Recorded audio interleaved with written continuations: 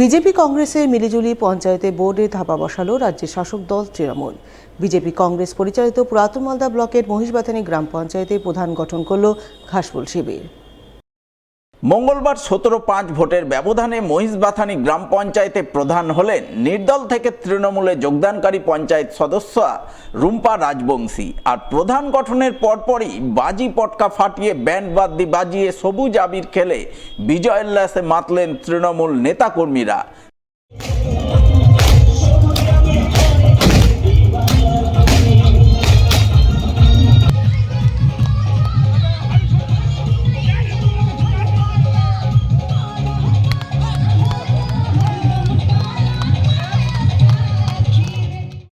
উল্লেখ্য, পুরাতন মালদা ব্লকের মহিষবাথানী গ্রাম পঞ্চায়েতে মোট আসন 25টি।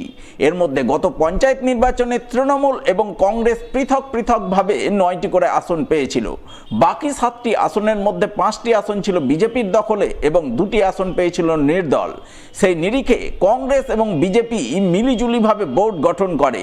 প্রধান হন বিজেপির নবনীতা মণ্ডল এবং উপপ্রধান হন কংগ্রেসের নমিতা রাজবংশী।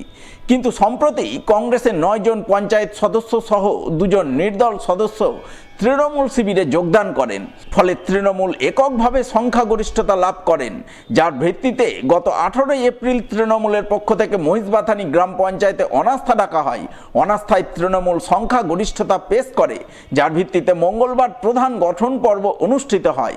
17-5 ভোটের ব্যবধানে প্রধান গঠন করে রাজ্যের শাসক দল তৃণমূল। নতুন প্রধান হন তৃণমূলের রুম্পা রাজবংশী। আর এই প্রধান গঠনের পরপরই বাজি পটকা ফাটিয়ে ব্যান্ড বাদ্যি বাজিয়ে সবুজ আবির উড়িয়ে বিজয়োল্লাসে মেতে ওঠেন তৃণমূল শিবিরের নেতা কর্মীরা।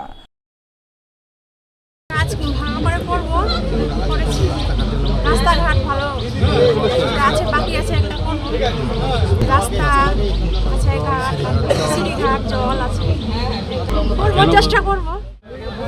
আপনারা সকলেই অবগত আছেন যে বিগত পঞ্চায়েতে যে কংগ্রেস দলটি সেটা একটা সাম্প্রদায়িক যে দল, তাকে সঙ্গে নিয়ে পঞ্চায়েত গঠন করেছিল। 17টি মেম্বার নিয়ে আজকে আমরা সকলেই তৃণমূলের আজকে এখানে বোর্ড গঠন হয়েছে মহিষবাথানী অঞ্চলে।